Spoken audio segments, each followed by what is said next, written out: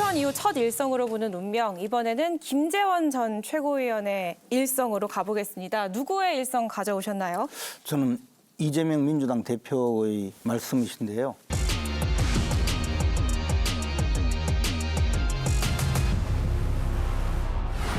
총선 결과는 민주당의 승리가 아니라 우리 국민들의 위대한 승리입니다. 당의 승리나 당선의 기쁨을 즐길 정도로 현재 상황이 녹록지가 않습니다. 선거 이후에도 늘 낮고 겸손한 자세로 주권자의 목소리에 귀를 기울여야 됩니다. 그러니까 헌정사상 단일 야당 최초로 단독 과반승이고요. 87년 민주화 이후 역대 최대 의석차로 승리한 야당이고 민주당이 호남 전석을 싹쓸이한 최초의 선거입니다. 그럼에도 불구하고 이재명 대표가 현 상황이 녹록지 않다라고 발언한 의도는 뭐라고 보세요? 첫째는 강력한 야당이 되었음에도 또 다른 더 강한 조국혁신당이 있어요. 정부를 공격하고 대통령을 공격하고 여당을 공격하는 많은 일은 조국혁신당이 해줄 거니까 오히려 이때 좀 나이스하게 보이고 아주 멋있게 보여서 더 국민들의 지지를 얻자라는 그런 전략적인 말씀이 한 가지 있고 예. 두 번째는 이재명 대표는 천하에 두려울 게 없는데 법원은 두려울 거예요. 그런 개인적인 마음의 부담도 은근히 표출된 것 아니냐, 이 두 가지라고 봅니다. 뭐 사법 리스크 이야기는 늘 있던 이야기니까 그렇고 어쨌든 파란불도 표현하자면 늘 파란불이었습니다. 이제 문제는 이런 것 같아요. 녹록지 않다라는 이야기는 당내에 노선 투쟁이 생길 겁니다. 민주당 내에. 그건 이제 조국 혁신당이 생겼기 때문에 어쩔 수 없는 건데요. 이제 강성파들은 국정조사나 특검을 통해 가지고 윤석열 정부의 실정을 법률적으로 규명을 해서 탄핵 또는 아니면 임기 단축을 위한 개헌 국면까지 끌고 가자. 라고 주장하는 쪽이 있을 겁니다. 또 한편으로 보면 이제 민생을 지속적으로 강조하면서 윤석열 대통령의 계속적인 협치를 요구를 하고 그다음에 국회를 중심으로 해서 국정의 동반자로서 역할을 해서 민생을 챙기는 이미지. 이건 한편으로 우리 김재원 의원님 말씀하신 것처럼 약간은 좀 이 스마트하면서 향후의 집권의 모습을 보여주는 이런 흐름으로 가자라는 흐름. 이 두 가지가 갈등할 수밖에 없겠거든요.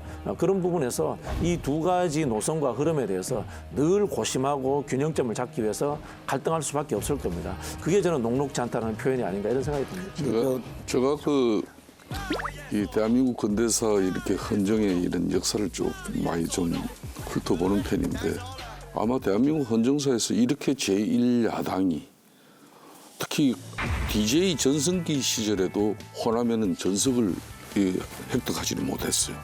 또 아울러서 야당이 이렇게 단독 가반을 만들어가지고 그 반열에 자기가 올라가 있는 것은 그런 리더십도 제가 볼 때는 이게 처음이에요. 이재명 대표나 조국 전 수석이나 두 분 다 사법적 리스크를 다 가지고 있는 사람들이에요. 향후 이제 3년 후에 차기 2027년 대선을 내다보면은 결국은 이 사법 리스크에서 살아남는 사람이 이제 한마디로 총대를 매게 될 겁니다. 총대를 맨다는 것은 잠재적인 야권 후보의 우선 반열에 서는 거예요.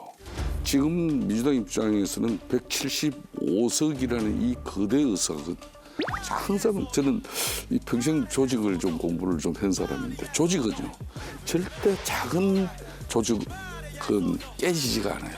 175석이 그냥 깨져버리면 80몇 석이 되는 겁니다. 그렇죠? 국민의힘은 어떤 경우든 이 108석은 잘 안 깨지는 거예요. 향후 정치 지형이 변화오는 그 사달이 한 6개월 정도면은 이 두 사람의 사법적 리스크가 일정 부분 저는 영향을 끼칠 거라고 봅니다. 이재명 대표는요, 지금 로키 아니에요, 지금. 통합 얘기하고 영수회담 당연히 해야 된다고 얘기를 하고 세 보이질 않잖아요. 네. 그런데 조국 대표가 있단 말이에요.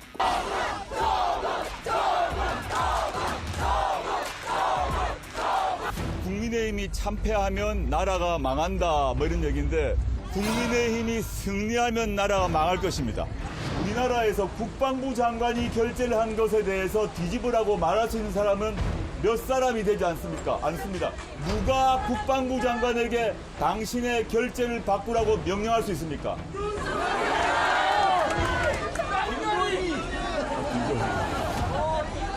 그리고 국방부 장관이었던 사람에게 당신 호주 대사로 가라고 지시할 수 있는 사람은 누굽니까?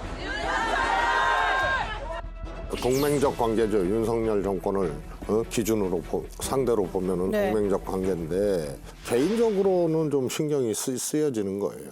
그래서 이게 자칫 민주당의 이 소위 말해서 강원파 또 노선 투쟁, 윤석열 정부에 대한 어떤 온건 혹은 또 강경 이런 걸로 하나의 작용할 수도 있는 그런 거리거든요. 알겠습니다.